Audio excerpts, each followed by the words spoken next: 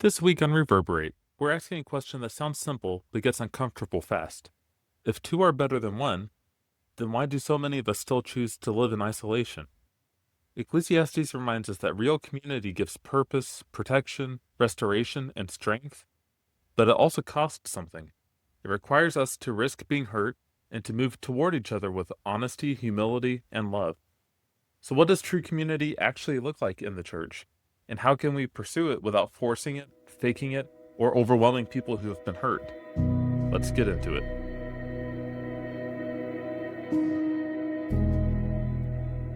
So, Ecclesiastes 4 has a lot to say about community, and he had a good list of ways that community helps us, giving purpose to our work and gives us better opportunities and provides safety and restores you when you fall. And there's just a lot of benefits to community. But you also said that it's very easy, especially in today's world, to be around other people that lack that true community. So I guess maybe clarify that a little bit. And what does that look like specifically in the church?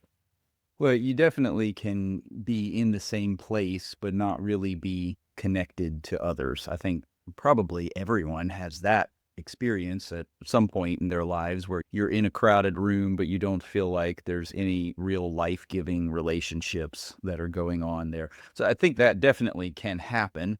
And in a church context, you certainly can come to a service, especially if you walk into that service as it's about time to start, and as soon as it's done, you leave. You don't have a lot of opportunity for relational connection. You participate in the same activity, but that's not really what we mean by community. On the other hand, it can even look like you're there a lot. You have time to talk with people, you hang around after the service, but you never have any depth to that conversation. It looks a lot like all of our conversations have the same kind of social script. And it's, hi, how are you? I'm fine. You, I'm fine. And then we move on.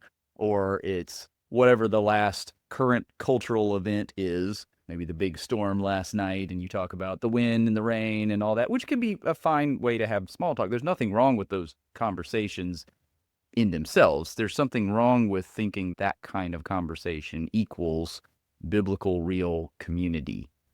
And so, as we think about what it looks like in church, to say, well, how do you tell the difference is a big question. How do you know if it's fake community or real community? And we could go a lot of different places in scripture to talk about that difference. But I think the list you alluded to, which really just flows straight from this text, if we look at the kind of benefits community is supposed to give you, then ask yourself the question, do I have those kind of relationships? So it's supposed to give you a kind of perspective that lets you say, there's a purpose to this work so that I'm working in this life so that I can give to others, so that I can care for others. Is my life all about me enjoying things and making my life better? Or do I have the kind of relationships that remind me my life isn't just about me, it's also about loving and caring for those people around me? If I'm here with a bunch of fake conversations, enjoying a church service, and then leaving, and I don't care about any of those people around me, then I'd say that's not real community, not the way Solomon's describing, at least. You talk about opportunity. Solomon says two are better than one because they have a good reward for their toil. Would you have the kind of relationships around you that you both help each other to be better and to have better opportunities in life? That doesn't have to mean you're business partners, but it does mean that you're connecting along some of the same purposes together. If you don't have those kind of relationships, if you show up at say, a men's gathering and you small talk and eat together and then you leave and there's no depth of, I want to see these brothers flourish and they want to see me flourish and we're helping each other. If that's not there, it's not the kind of community Solomon's talking about. You could call it a fake community. It's not real. The same things when you talk about restoring. Solomon says, if one fall, the other will lift up his fellow. If you have the kind of relationships where when you fall, either in sin, you say, well, I've done the wrong thing and I need someone to help me, or you fall in that you just failed at something. You tried to make the house repair and it didn't work. And do you have someone who can come alongside and help you? Do you have those kinds of relationships? That's what we're designed for, is to live in relationships that give purpose, opportunity, that restore us, that strengthen us. I love this picture. He says, if two lie together, they keep warm, but how can one keep warm alone? So the picture would be if you're out somewhere and it's freezing cold, well, you have some body heat. Your body produces some warmth. It's not that you don't have any, it's that you can't produce enough warmth on your own. So you're weak in this area. And if another person comes alongside and you're both weak in this area, actually, neither one of you can survive by yourself, but they come alongside and encourage one another and keeps you warm. If we take that principle metaphorically about church community, for example, then the idea would be there's plenty of times in my life that my heart doesn't really explode with love for God like it should. I do love God, but I don't always feel this passionate worship in my soul. And I know plenty of brothers who also don't always feel it. But when I talk with one of those brothers and we help each other to worship God together, it's just like combining body heat. It's not strong enough by itself to sustain me in this passionate worship, but you put people together who have a little bit of that, so we strengthen one another in our weakness. Again, do you have the kind of relationships where that happens? That's the kind of community he is praising here. And we could do it through scripture. We could do it a lot of different places. But overall, the idea, in other words, is rather than look at the behaviors and say, this person has real community because they do these things. Check, check, check, check, check. This person has fake community because they do these things. That gets difficult because you say, well, the person with fake community may show up and have small talk and be at every event, but never really have the kinds of relationships that restore and strengthen and provide purpose and opportunity and perspective. So instead of looking at the behavior list, you say, do your relationships accomplish the things that Solomon says good community is supposed to accomplish? Is that the kind of relationship that you have? And I think that helps us to say what's real and what's fake. So my thoughts are going a couple different directions. I guess the first one, if community has all these benefits, yeah, I know I've been guilty of this and at different points in my life, and I see this a lot in our culture of people just choosing isolation. And there feels like there's either too much cost or a barrier to entry, or we don't want to put in the effort to establish community. So I guess what do you think are some of those common costs or barrier to entries, or basically just why do people choose isolation when true community has all these benefits? I think, to use Solomon's flow here, he's coming off of verse 6. Better is a handful of quietness than two hands full of toil and a striving after wind. So throughout the book, he's been saying our tendency is essentially to take both of our metaphorical hands and to grasp for control in our lives as hard as we possibly can. And he says that doesn't work because it's like trying to grab the wind and it's frustrating and it's fleeting. Now, when we move from that statement to isolation, I think the reason we choose isolation is we might look to community to give us this control that Solomon's already saying you can't, that's not how that works. You can't control the future of your life. You can't guarantee the outcome. So it does cost us something. And the biggest cost is that I cannot be focused on myself. My life can't be centered on me if I'm going to have real community.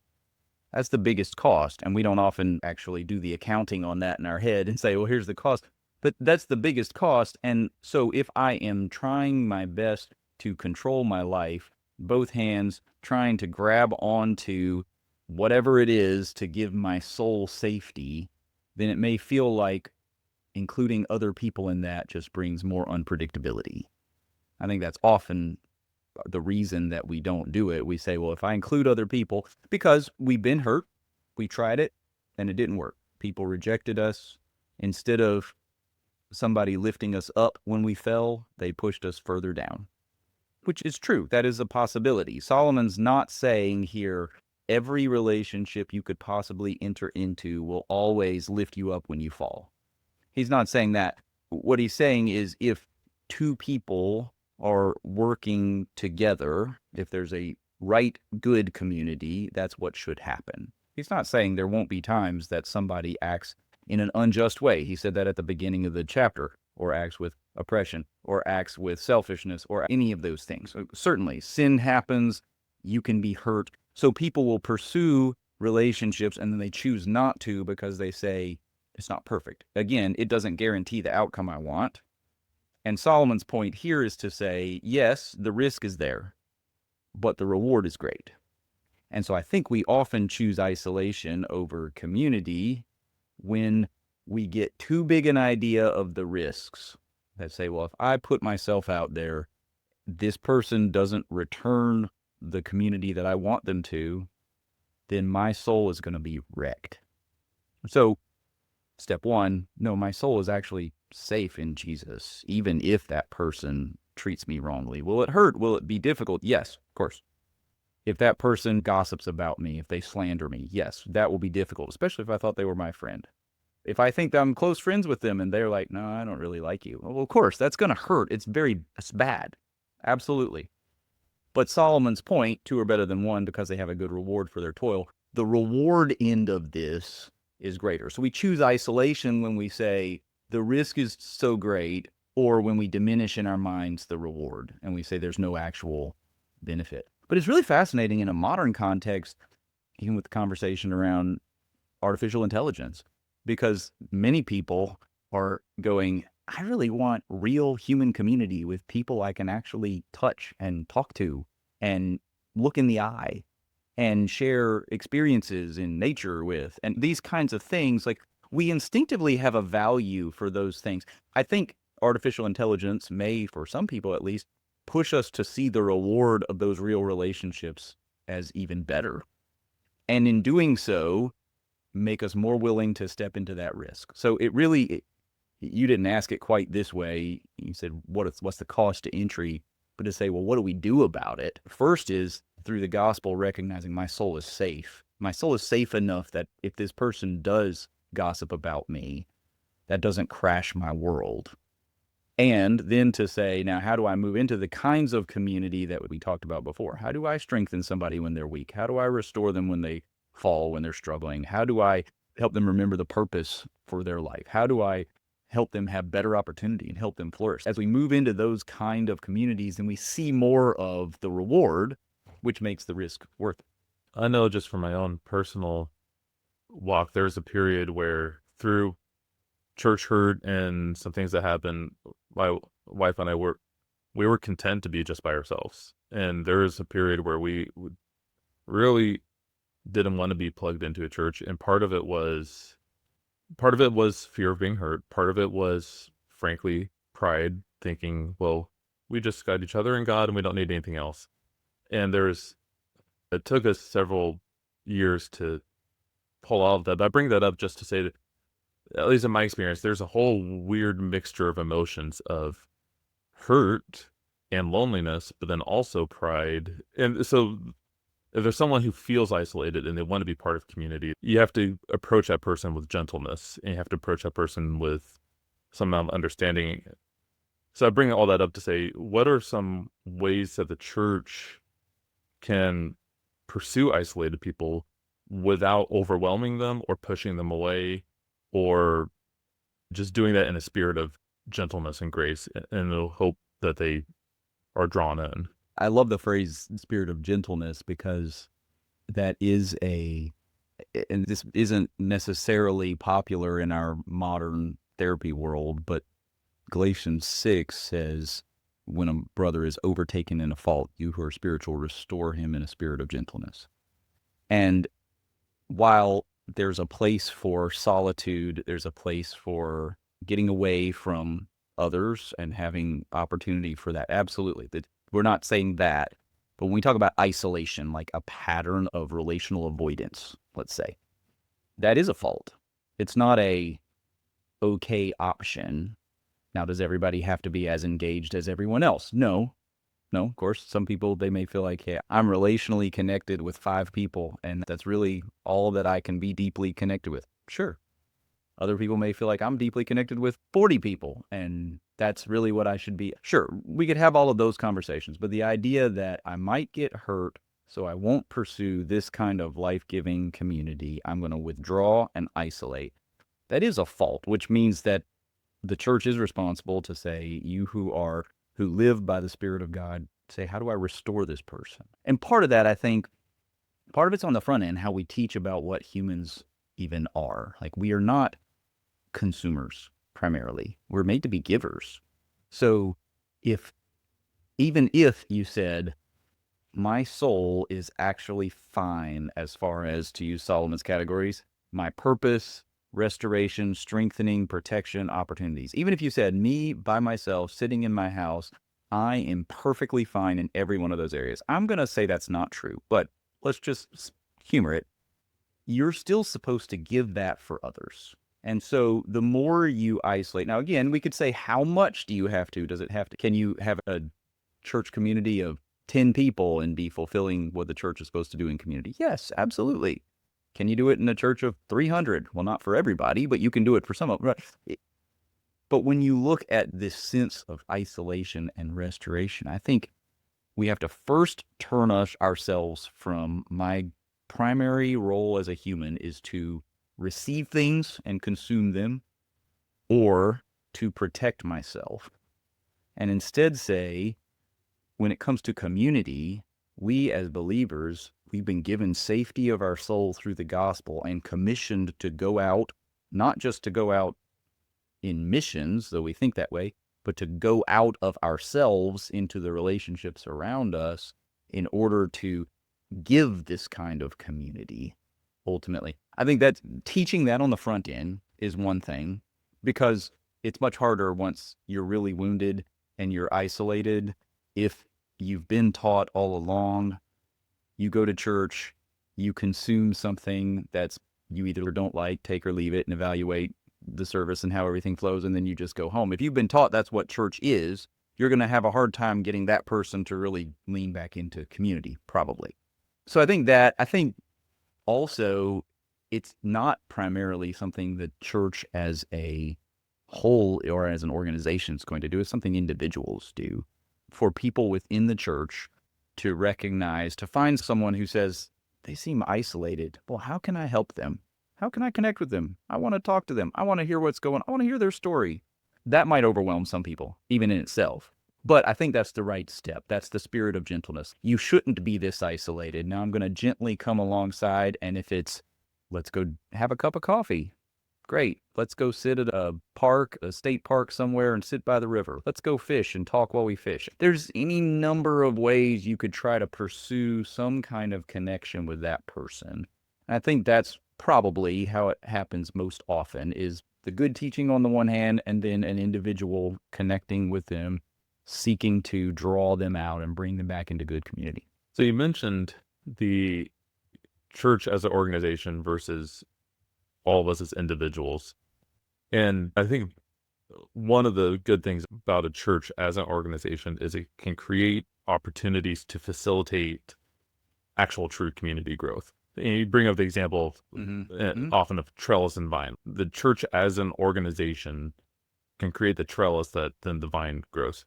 But do you think sometimes that goes too far, where churches will keep people so busy in ways that actually hurts community? I'm thinking if you have all these activities, all these programs, all these things, can sometimes they go too far in the other direction. Sure, definitely you can. I think the reason I love the trellis and the vine picture, certainly not original to me, but I love that picture because the trellis is there to help the vine grow. They're not two separate things. It's not a competition of trellis or vine, which one. It's the trellis is meant to support the vine. So if you have a kind of over-programmed church calendar, if you will, where there's so many things to do, and if within that calendar people aren't leaning into, how do I use these things as opportunities, like you said, facilitating real community, then it absolutely can be over-programmed in a way that kills real community. Definitely true. If you have, especially you have a larger church context and there's no smaller ways to gather, if there's no opportunities really for smaller groups to connect, how much community do you have sitting in a room with 800 people? It's going to be different. There's ways that our trellis may not support the growth of the vine, the real community. But part of that, I think most church activities, if you think about them the right way, they're opportunities for community. One of the big distinctions for me is just to remember that just because you gather doesn't mean you're actually experiencing real community. And the flip side of that is every time you gather is an opportunity to pursue it.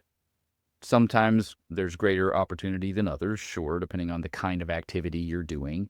But when a church gathers for a church work day, often what I've heard people say about that is, I just loved connecting with the brother next to me. That was an opportunity for community, even though you're swinging a hammer or you're painting a wall or you're whatever. Those kinds of things are really opportunities. And perhaps where I've heard people say, like you said, do we go so far that we get in the way of true community? Sometimes I hear people say that, and they're people who have been at the same church for a long time, who have deep relationships, and they're like, I just want to sit in my living room and talk to my really good friends and us really share everything about who we are because we've known each other for 20 years. That's wonderful. That's good. We do need that as a church. However, that's hard to enter if you're a new person. So that's why we need the other side, some of these trellis things. That's why we will do things like a women's ministry gathering or a men's ministry gathering. That's just so there's something on the calendar that all the men at the church, including those who don't have those deep relationships, know I can show up and this will be a great opportunity to facilitate it. So I think there is a balance between plan some opportunities for new people to connect and engage with.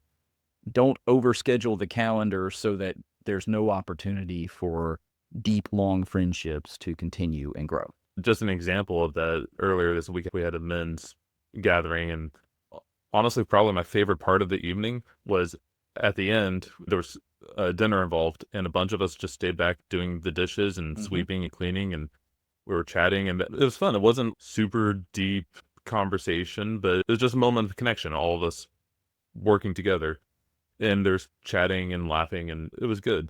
The question stemming from that is the church as the organization can create all this trellis. And it sounds like the emphasis is really on the individual. I know this is personal in my life. What kicked me out of my isolation stupor was reading God's word and seeing all the commands that involved community. And like I said, even if you are perfectly fine, which is not actually ever real, even if you're perfectly fine, you're commanded to go pour into other people. So I guess if someone's in a culture, a church or in a group or whatever, where that culture is stagnant, where maybe there is busyness and activity, but there's not that, the vine's not growing and there's not that true connection between people. If someone's in that kind of environment, what are some things that they can do to be the change and push the growth to actually happen? Yeah, before I answer that, I will say this. It's not like that's a secondary option, as if it would be best if this change happened somewhere else, but I guess since it's not, I have to pursue it individually. It's actually the way it happens.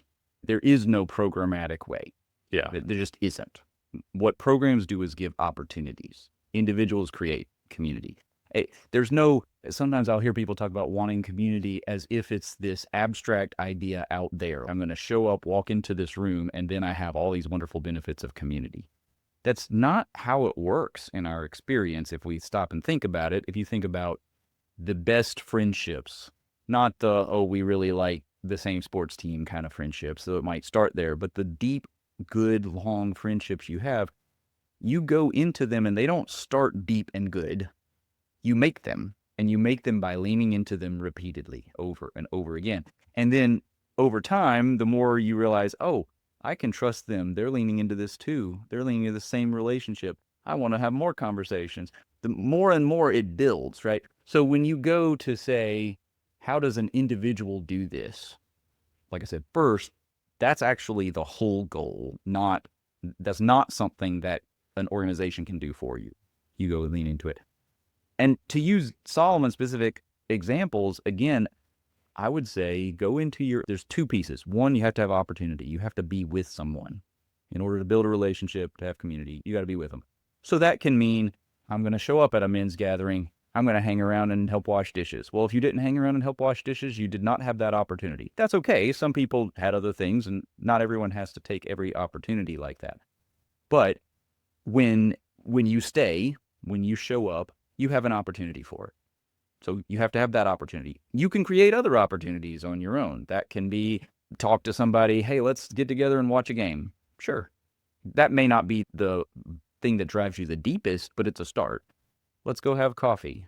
I tell people 2 questions that give you so much opportunity is either, do you want to get together for coffee or lunch sometime? Or whatever, take your breakfast, doesn't matter. You want to get together. Just, we're going to go put ourselves in the same place and have a conversation. That requires some intentionality. They might not want to. That's okay, but it's an opportunity. The other question is, you can do the whole social script. Hi, how are you? I'm fine. And then you go, how are you really doing? Just something that says there's an opportunity for real communication. You got to get an opportunity somehow. You got to get alongside someone, but we all have those people. Pray, ask God to show you, open your eyes for one person to pursue, or a few people to pursue, or whatever it is. And you could pursue that community by starting with opportunity. Then I think using the categories that Solomon used that we've mentioned over and over, when you go into those conversations, when you show up at a men's meeting, when you plan to have coffee with a lady, when you, whatever it is, say, how can I go into this relationship to help this person flourish in what God has for them? I want to help them see the purpose of their life and what God's given them. How can I help them see perspective, that life isn't about just them, but about the kingdom of God and giving of themselves to others? How can I help them listening for where have they fallen? Where are they discouraged? Where are they just really not feeling well in their life right now? Can I help restore that? Where do they feel weak? I go, hey, I'm weak too, but let's get together on this and encourage one another to worship, like the body heat image. Thinking not just, I have opportunity, now I hope it works, but I have opportunity, now how do I pursue some of those deeper good benefits of community? I'd say personally, from my experience, we often have a Wednesday night Bible study during the school year at church, and there are many times that I go through Wednesday and it's a challenging day, it's a busy day. For whatever reason, it's often a discouraging day in my schedule. And I get to that meeting and there's 10, 14, something like that, guys in there. Plenty of times I show up and my soul's not just vibrating with worship. It's not just pulsating with joy for God. Sometimes it is, but often I'm tired. I do love God. I want to be here, but it's hard. But we start having conversations, and very often I walk out encouraged and excited and lighter. And that's because community is doing what community was supposed to do. The same thing, meeting someone for breakfast or someone for coffee or any of those things. And so I think an individual can do that. And the more people taste the rewards of community, back to that risk reward thing, the more people see how good it is, the more likely that is to be contagious, which means one person really can change the culture of a church, of an organization. And that can be not only a couple, not only an individual, but it could be a couple through hospitality, through connecting with another couple. It could be a family that says, oh, you have kids about my kid's age. Let's get together. Let's cook out. But it's not really complicated. It's find opportunity, which you might create or might be through your church programs, and then pursue that opportunity with intentionality. How do I chase this kind of community, not just this surface shallow community?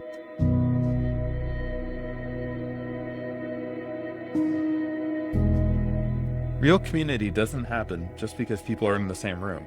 It grows when believers intentionally move towards each other with purpose, gentleness, and love. Ecclesiastes reminds us that we're not made to carry life alone. We need people to lift us when we fall, strengthen us when we are weak, and help us remember what God has called us to. Next time on Reverberate, we're staying in Ecclesiastes and wrestling with one of the most difficult statements in the book. He has made everything beautiful in its time. How are we supposed to understand that when we see real evil, suffering, grief, and despair in the world? And how do we trust God's timing without pretending that pain is not painful? We hope you'll listen in.